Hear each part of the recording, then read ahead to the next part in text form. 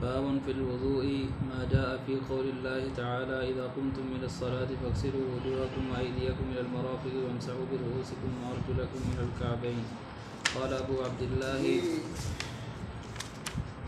इमाम बुखारी रहमहुल्लाह ने नबी अकरम सल्लल्लाहु अलैहि वसल्लम की तस्दीक यानी आप पर ईमान लाजिम करार देते हुए आपकी हैसियत वादे करके आप पर ईमान लाने की दावत दी और आपके ज़रिए हासिल होने वाला इल्म जो है उससे वाबस्ता होने का हुक्म दिया।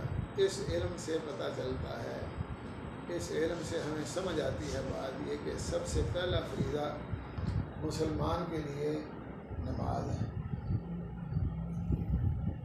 अल्लाह अकबर। अगर से हमारे यहाँ नमाज के मतलब ये बात ही पाई जाती है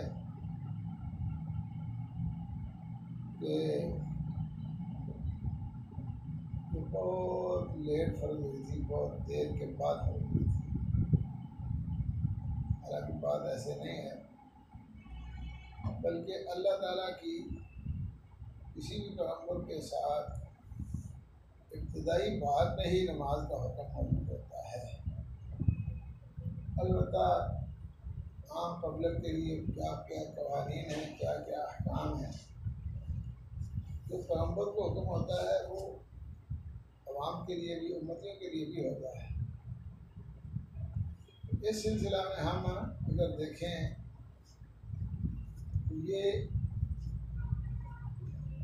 बात वैसे नहीं जैसे हम समझते हैं कि नबी अकरम सल्लल्लाहु अलैहि वसल्लम के पैगंबर बनने के तकरीबन 11.5 साल बाद अल्लाह ताला ने नमाज का हुक्म दिया। वो ठीक है कि ख़ास नौइयत और कैफियत के साथ 5 नमाजें तो फ़र्ज की गई हैं, ये बात नहीं, लेकिन नमाज जो है ना, इसके बगैर नबी अकरम सल्लल्लाहु अलैहि वसल्लम ने फरमा दिया था उन ताइफ के लोगों के को जिन्होंने पहले नबी अकरम सल्लल्लाहु अलैहि वसल्लम पर जुल्म किया, ज़्यादती की, आपको मारा पीटा, लोहान किया और अल्लाह पर बहुत जुल्म किया। लेकिन बाद में उन्हें समझ आ गई यार ऐसे हमें मालूम को मिल रहे हैं, बंदा ठीक है, तो इस्लाम कबूल करने के लिए आए। सुना भी दाऊद में आता है बनु सकीफ आए तो उन्होंने 3 शराइत पेश की इस्लाम कबूल करने के लिए। ये बात पहले बयान हो चुकी है। इन ताबू अक़ामु सलात व आतू ज़कात फ़ख़ल्लू सबीलहुम, उसके ज़िम्मन में कि उन्होंने कहा था कि हम 3 काम नहीं कर सकते, ना ज़कात देंगे, ना जिहाद के लिए निकल सकते हैं और ना सर नीचा कर सकते हैं। ला खैर फ़ी दीन लैसा फ़ीहि रुकू, जिस दीन में रुकू सजदा नहीं है, झुकने का अंदाज नहीं है, उसमें कोई खैर नहीं है, वो कोई दीन इस्लाम नहीं है, अल्लाह ताला के यहाँ पसंद नहीं है। तो इस जगह भी नमाज का बयान हो रहा था।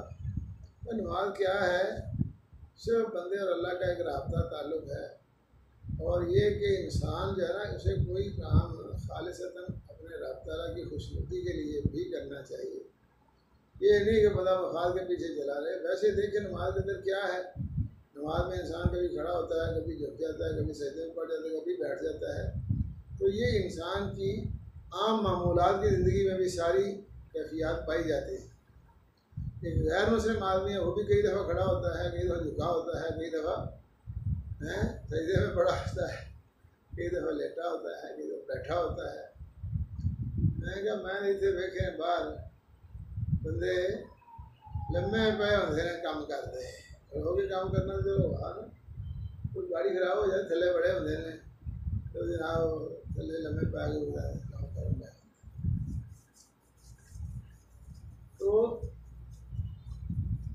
मफाद के लिए बंदा सीधा भी लम्बा पाए, उल्टा भी लम्बा पाया जाता है, बड़ा भी हो जाता है। लेकिन अल्लाह ताला की रज़ा के लिए जिसने ये सब कुछ दिया है, उसके लिए खड़े होना, उसके लिए झुकना, उसके लिए रुकना, उसके लिए बैठना, उसके लिए उठना। मैं अगे बीबियां तंदूर लाया ज़मीन के बेचे तो हर रोटी ना सजदा कर दिया हैं, बल्कि एक बारी रोटी लाना से सजदा, तो एक बारी रोटी कटना से सजदा हैं। ये भी मतलब आम मामूलात की बात ही है, क्योंकि कैसी बात है। सिर्फ यहाँ इसके अंदर रूहानियत ये है कि इंसान अपने मफासात से हटकर खालिस अल्लाह के लिए जिसने सब कुछ दिया है।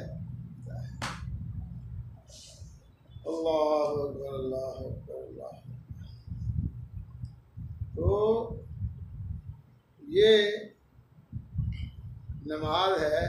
अब हमारे उस दीन में कोई खैर नहीं, इसमें नमाज नहीं है, इसलिए नमाज पढ़ना पड़ेगी। और जैसे मैंने किया पहले कि पहली इब्तदाई गुफ्तगू देखें, उसमें भी नमाज का ही, उसमें आपको नमाज का जिक्र मिलेगा।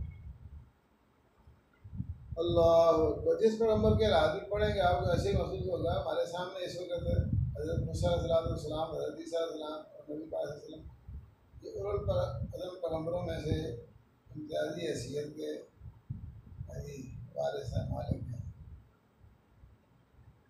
तो हज़रत इब्राहिम तो वैसे इब्राहिम हुआ है, उन्होंने क्या करी, मैंने वो हर्जा की लग दी हुई थी। इन्नी वजह तो फतर समावात वल अर्ज़ हनीफ़न वमा अना मिनल सलाती व नुसुकी व महयाय व ममाती लिल्लाहि रब्बिल आलमीन। ऐसे करी नौकर की तो नखरा की आपका रिजल। हमारी नमाज जो है ये भी अल्लाह के लिए है।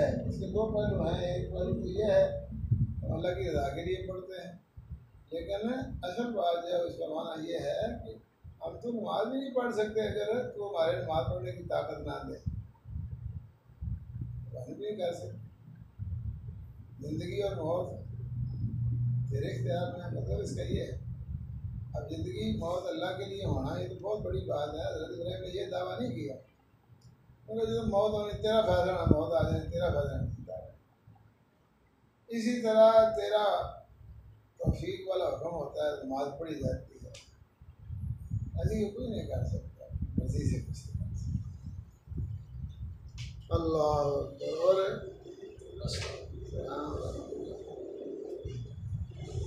हज़रत मूसा अलैहिस्सलाम की इब्तिदाई गुफ्तगू देखें, हज़रत ईसा की देखें। बैठो।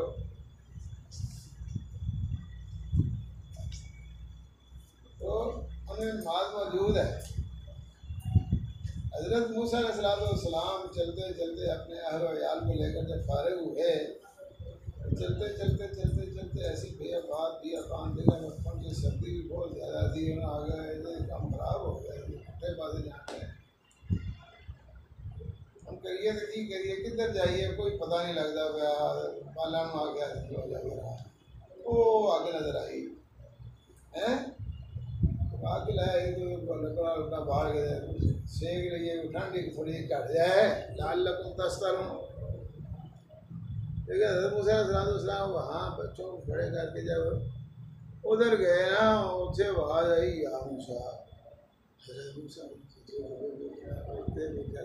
क्या, मैं तो समझता था कि यहाँ बंदा बशर ही कोई नहीं, जानना लगे आए हैं, ये कौन है? अल्लाह ने कहा इन्नी आना रब, कोई हूँ मैं। जब तेरी माँ चढ़ गई थी तो मैं तेनू पा लिया। अल्लाह हज़रत मूसा बाग हो गए हैं। वो तो मेरा करीबी, सबसे करीबी है, खैर था, वो मिल गया। क्या हुक्म है? वमा फखला ना अलैक,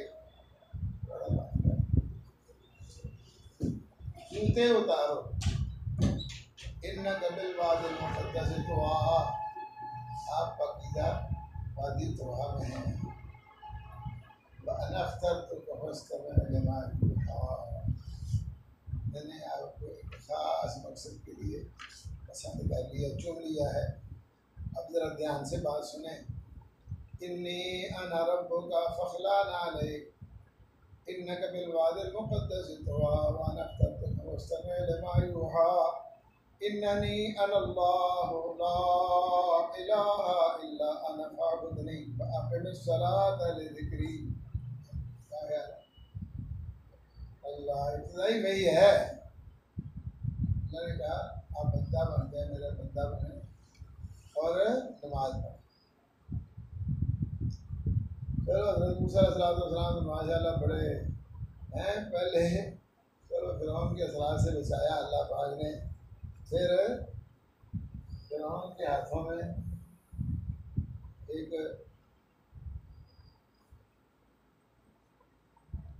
अल्लाह ताला ने अपना पैगम्बर बनाकर भेजा, वहाँ भी बचाया। लेकिन ये उस वक़्त की बात है जब हज़रत मूसा अलैहिस्सलाम साहब अयाल थे, बड़े थे।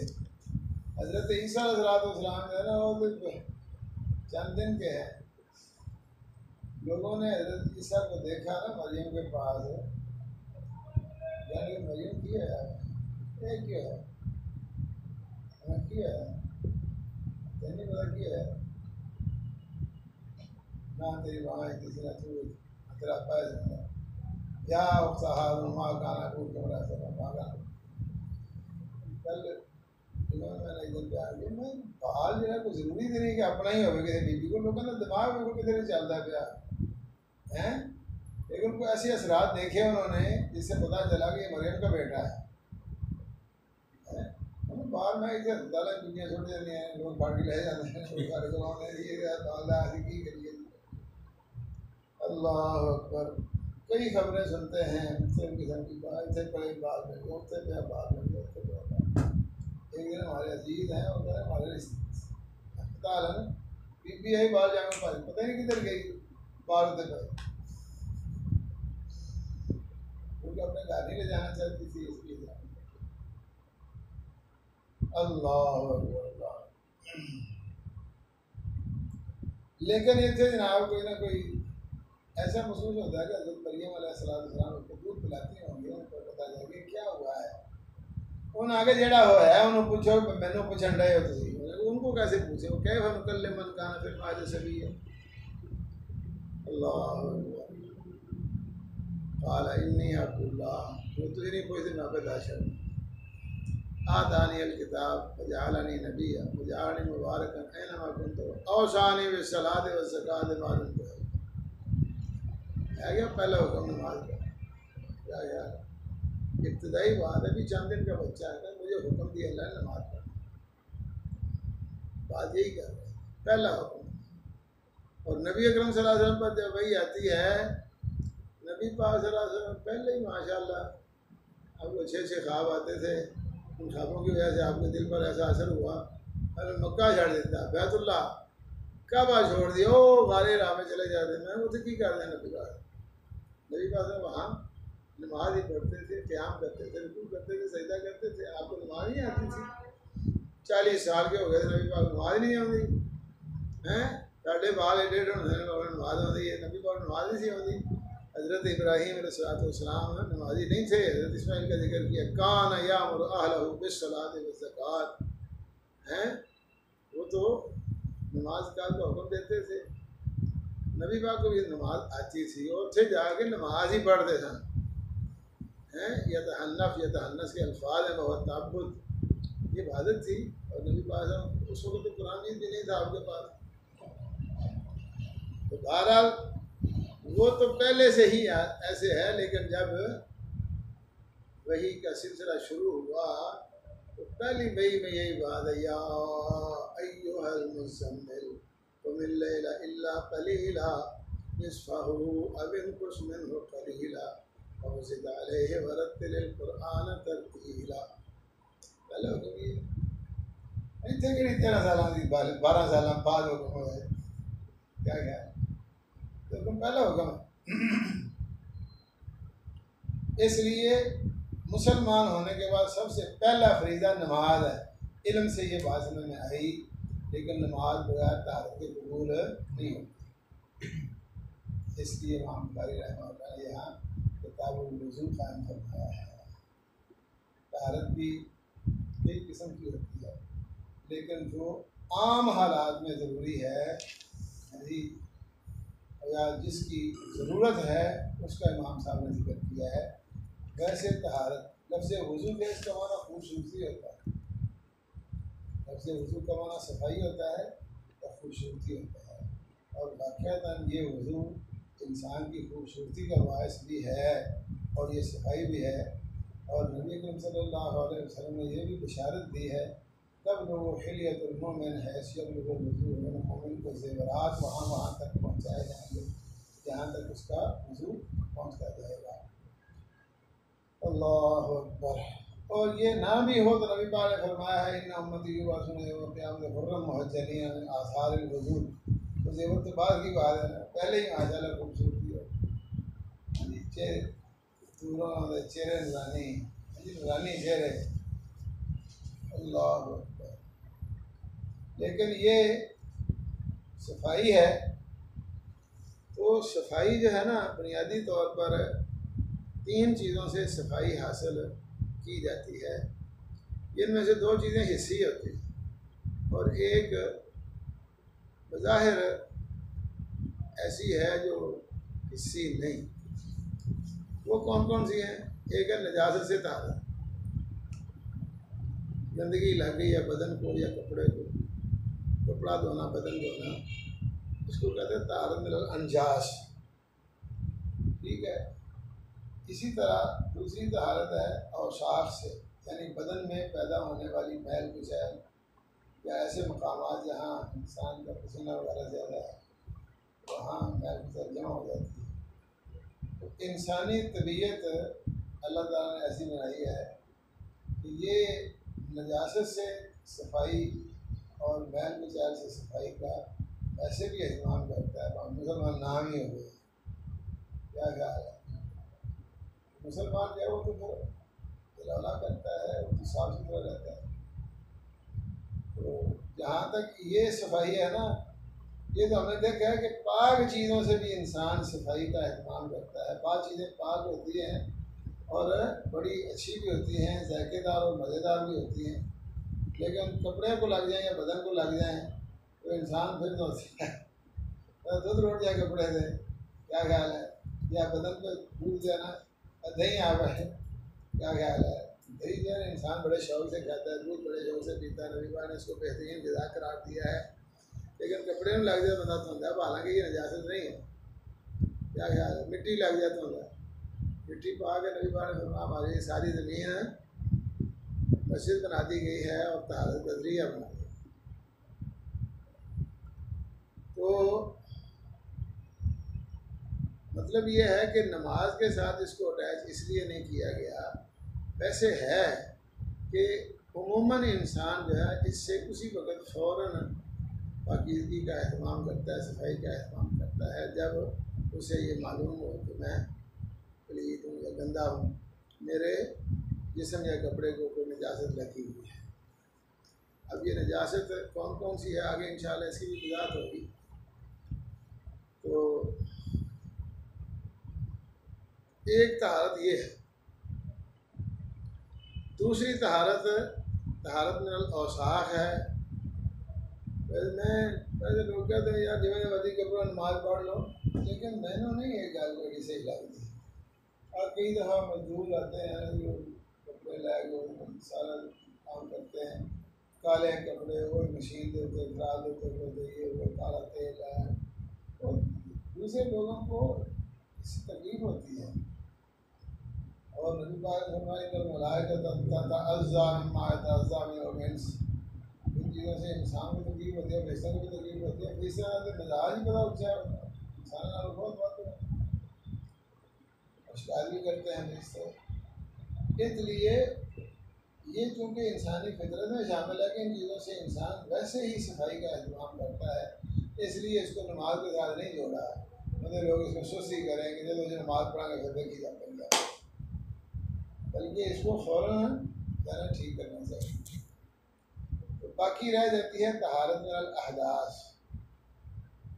अहदास भी इंसान के बदन में पैदा होने वाले वो कवायब हैं जिनकी वजह से इंसान की तबीयत में इंतबास पैदा होता है, और इंसान अगर सही फितरत वाला हो, फितरत सलीमा वाला हो, तो उसे अपने अंदर की वो कैफियत जिसको बेवज़ू होने की सूरत कहा जाता है या नवाक़िज़ वज़ू अवारिज़ की सूरत में होती है, वज़ू टूट गया या गुस्ल फ़र्ज़ हो गया, जुनबी हो गया आदमी, तो अपनी तबीयत के अंदर इंसान को ऐसी कैफियत महसूस होती है कि इंसान उनकी पता, दूसरों को क्या पता कि वजू टूटा कि नहीं टूटा है जी, या गुस्ल फर्ज है कि नहीं हुआ, लेकिन इंसान खुद बहुत ही शर्माते हैं अपने अंदर ही अंदर।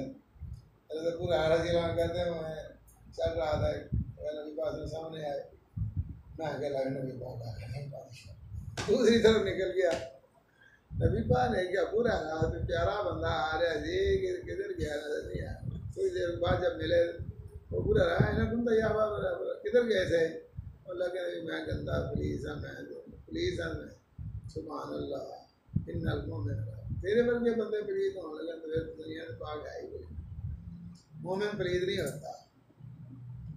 जनाबत में इंसान नजस नहीं होता, लेकिन अल्लाह ताला के अहकाम ऐसे हैं कि इस हालत में आदमी नमाज नहीं पढ़ सकता, ठीक है, और नमाज हर वक्त पढ़नी। इसलिए हदस जो है ना, ये भी जो बयान है वो दो किस्म का है। एक को हदस असगर कहते हैं, जो नवाक़िद वज़ू से लाहिक होता है। वज़ू तोड़ने वाले असबाब कौन कौन से हैं, इनकी तफसील भी आएगी इंशाअल्लाह।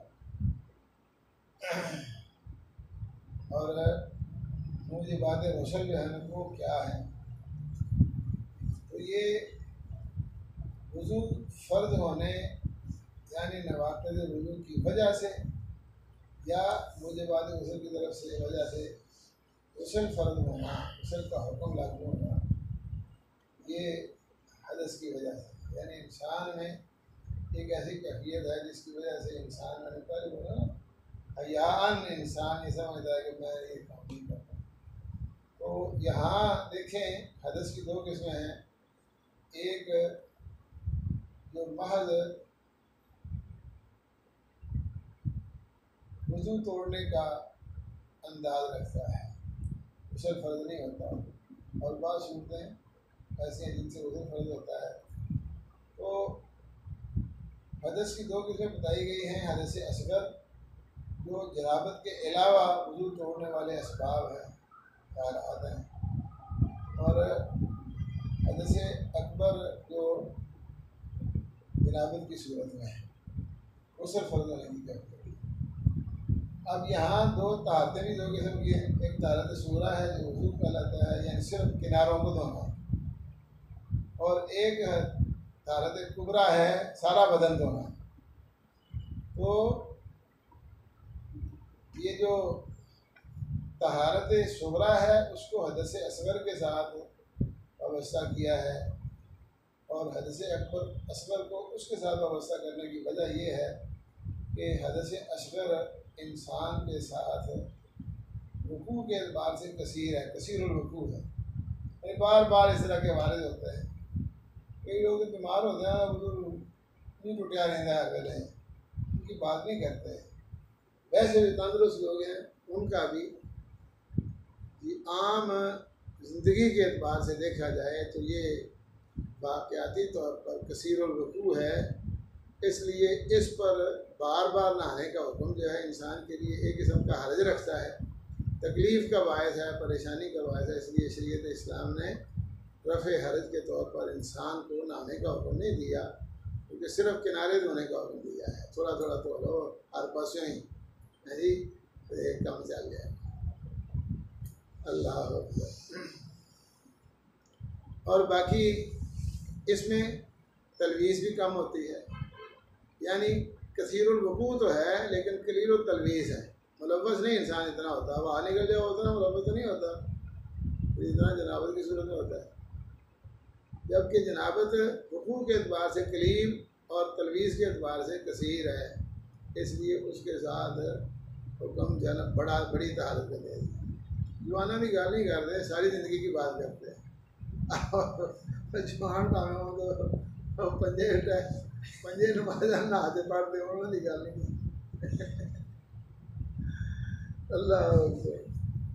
तो अल्लाह अकबर। फिर ये कि ये जो हदस असगर है उसमें इंसान की अपनी उमूमी तौर पे इरादी कैफियत नहीं होती, और हदस अकबर में इंसान का इरादा और अमल और हरकत शामिल होती है, और फिर इसमें इंसान का बदन जो है ना को मुतारिक नहीं होता, उसमें सारा इंसान ही मुतारिक भी होता है, मुतासर भी होता है। इस बात जो है ना जी अल्लाह ने साहब रख के की है। और देहाती लोगों वाली बात नहीं है। अगर पिंड का बंदा मौलवी साहब आंदा मौलवी ही है यहाँ जी, ये टोकरा भी गाजर ना हो सिर ते चुकया तो गाजर नाली जा हो तो गाजर ही धोनी चाहिए, सिर्फ कली के सारा टोकरा धोना चाहिए है, ये नहीं कली गाजर ही धो। तो तुम क्यों आए में स्यापा पाया ना हो जी ना हो जी। ये इस तरह की बात नहीं है, गाजर टिकने वाली गल नहीं है, सब कुछ लिखा है। अल्लाह तो बहरहाल ये है बुनियादी चीज़ है। लेकिन मैं समझता हूँ कि अंजाज से तहारत और साख से तहारत बुनियादी चीज़ें हैं, लेकिन चूँकि वो नमाज के अलावा भी लोग उनका अहतमाम करते हैं और सारे लोग उसका ख्याल रखते हैं, इसलिए उसका नमाज के हवाले से बयान नहीं होता। लेकिन इनका नमाज के हवाले से बयान है, इसको नमाज के साथ अल्लाह ने अटैच कर दिया ताकि इंसान इसका अहतमाम करता है। लेकिन एक और चीज़ है जो बहुत ज़्यादा ज़रूरी है, यहाँ उसकी वजाहत भी होनी चाहिए और आम लोगों के सामने बयान भी होनी चाहिए कि इंसान बाज़ दफ़ा ना उसको इजाज़त लगी होती है, ना कोई महल गुसल होती है, और ना वजू टूटा होता है, ना गुसल फर्ज होता है, लेकिन गल उसकी कोई नहीं होती। वो किस सूरत में, जब इंसान के बदन में खुराक नाजायज़ कमाई से जाती है। ये खुराक ही इंसान के सारे बदन पर असरअंदाज होने वाली चीज़ है। इससे अल्लाह ताला ने कितने कारखाने चलाए हैं, इंसान उसका कोई अंदाज़ा नहीं कर सकता। एक एक बाल तक साहब खुराक की सप्लाई है और वो नशो नमा पा रहा है। क्या ख्याल है?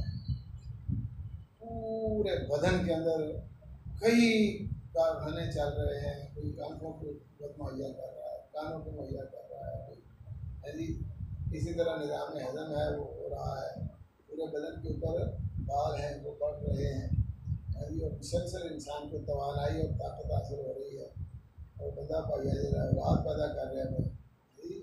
ये सारा निज़ाम चल रहा है एक ऐसा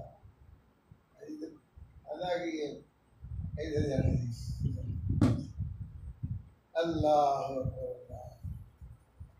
और फिर इंसान को ऐसा अंदाज अल्लाह ताला ने इंसान को बनाया, कमाल करती है।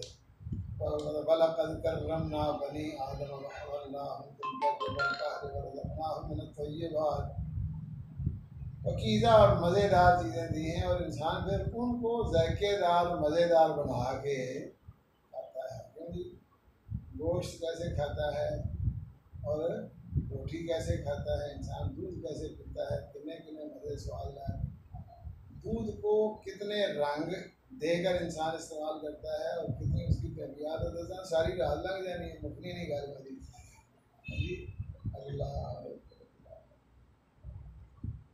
तो ये हालांकि सारे चस्के सवाल से रही हो गए। सुबह भी बात हो रही थी मैं इतने जाके तो कोई शायद ना गर्म लगती ना ठंडी लगती ना मिठी लगती ना कौड़ी लगती इतने जाने बाद इतने हमें लम्हा चंद लम्हे जिन्नी मज़ेदार शायद खाओ जनाब इतों अंदर लंघ गई मुझका मजा वैसे मजा ही मुक्की है। फिर आखिर इंसान जब शेर हो जाता है ना, फिर लोगों ने अखा नहीं रखदियाँ ढिड रख जाता है, फिर बंदा छोड़ता है, वरना छटना से तैयार नहीं होता। ऐसी मज़ेदार चीज़ें, लेकिन मज़ा सिर्फ ऐसे थे। ये अल्लाह ताला का निज़ाम है, वरना इंसान कई दफ़ा लगे हमारे पास एक आदमी आता कहता है मैंने रोटी खाना को तो जायका महसूस नहीं होता, सालन जितनी मर्जी मर्चा हों जे मैं सेब खावा घुंगरू खावा कोई फ़र्क नहीं लगता है।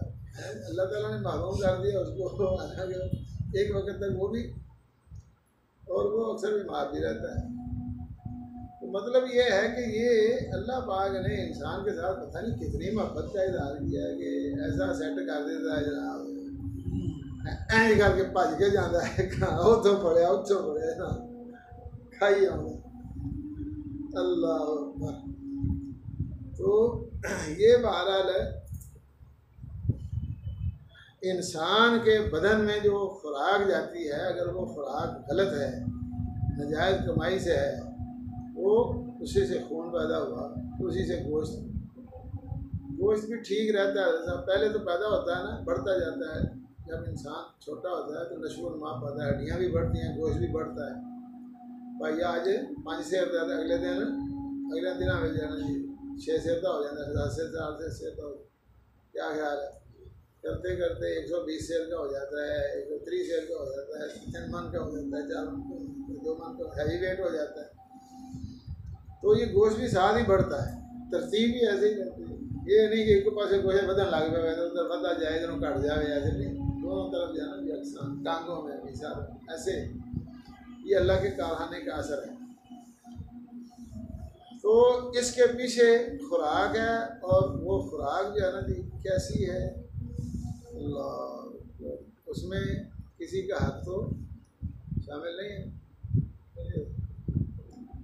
दुआ, नबी पाक ने फरमाया है, दुआ जो है ना इंसान की सारी इबादत में से अल्लाह के यहाँ सबसे ज़्यादा काबिल एहतराम है, लेकिन दुआ भी कबूल नहीं होती।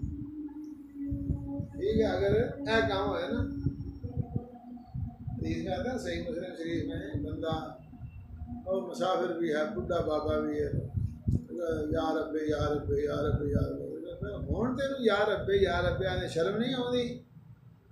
मतम को हराम, मलबस को हराम, कपड़े तो वे अपने तू समझ तो हो गए माल आ के इसरी कीते ने, मैं कड़ाके करने लाए हैं, कपड़े हाथ दे रहे हैं, ये गंदे हैं।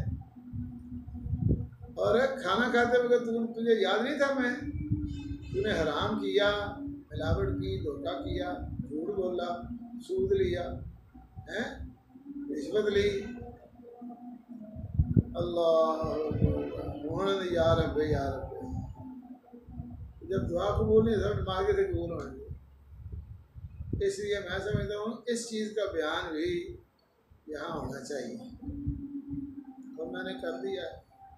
बहरहाल किताबुल वज़ू बहुत अहम चैप्टर है ये भी, इसमें कई अहकाम हैं, इंशाअल्लाह कल तफसीलन इस पर बात करेंगे।